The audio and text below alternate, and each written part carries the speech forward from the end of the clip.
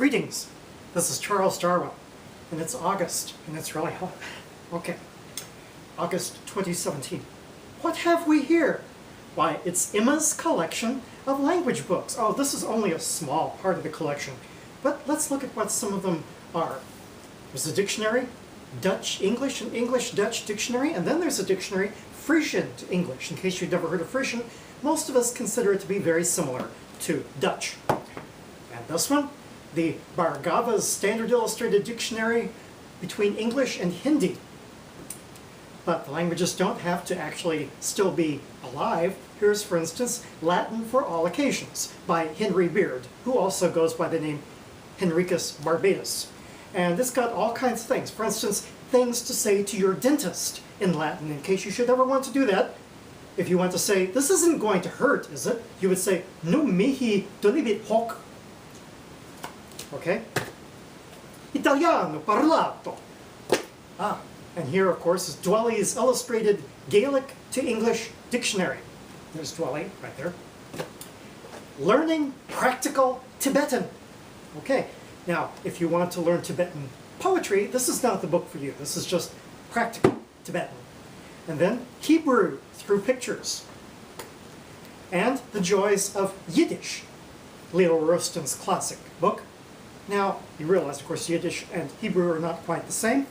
Easy Vietnamese, Turkish, Korean, Arabic, and the Tedim English Dictionary. That's one of the dialects spoken in Burma. And one of my favorites, of course, the Cherokee English Dictionary. Well, there's quite a diversity of languages in the world. What is the purpose of language from an evolutionary point of view? Well, I maintain that language is only secondarily for communication. It is primarily for social manipulation, which can be either good or be bad. And to see an illustration of that, let's look at some invented languages. Esperanto. There actually are people who speak Esperanto. Klingon. I guess there are people who speak Klingon too. But there's also a symbolic language that was invented by Charles Bliss, who was a World War I veteran, and he saw the rise of Hitler before World War II, and he escaped to China, which was at the time one of the few places that would take Jews, and he studied the Chinese language, and he was impressed by the fact that the language was based on symbols rather than syllables. And so he thought, I wonder if we could purify our language by doing that, and make language pure communication rather than being manipulation. Because he saw what Hitler did. For instance, we usually think of, when we hear Deutschland über alles, we think of Hitler saying that Germany should rule the whole world. However, that phrase was originally used in the 1840s when the various kingdoms that all spoke German but had not yet been unified into Germany, Saxony, Bavaria, etc., there was a movement to bring them all together to form Germany, and Germany would be above the independent kingdoms. Deutschland über alles, alles referred to the kingdoms. Hitler changed that to refer to the world. And then, of course, there's also other things. For instance, a lot of the German people, I think, probably would not have gone along with the attempted extermination of the Jews if they had been told that it was a massacre or a slaughter. But instead, it was called a solution. And they'd say, oh yeah, we need a solution to this problem. And they went along with it. They probably would not have if it had been called what it was, a slaughter. But what happens with languages that attempt to be pure communication? Bliss's system eventually got used for manipulation as well, which was not what he had in mind.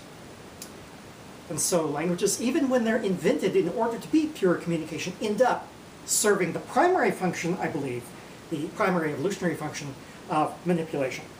Well, the same thing is going on today with our use of language. For instance, the August 12th attack in Charlottesville, where a man drove his vehicle into a bunch of protesters and killed one and injured others. That was, we believe, it satisfies all of the characteristics of a terrorist attack. The government will not call it that. Now, if that man had been Arabic, it would instantly have been called a terrorist attack. But no, he was white, and so that means that it was not a terrorist attack. I'm speaking to you on the 19th of August, 2017, and there are various protests going on around the nation today in the United States. I have not heard the news yet, so I cannot tell you what is going to happen. But one wonders what's going to happen, because a lot of times these are called celebrations of whiteness, or they're celebrations of free speech. So instead of saying, we're Nazis and we're praising Hitler, they say, oh, we're just practicing free speech. And who could possibly be against free speech? And if you're against the rise of Nazism in the United States, you could say that, but then they say, well, you're against free speech. So the manipulation of language, using language, continues on all the time, even today. And what can you do about it? You can't change it the way Charles Bliss and the person who invented Esperanto tried to do, but we can be aware of it. Beware of what might be happening to you. People might be manipulating you through language. This is Charles Darwin, tally ho, and amen.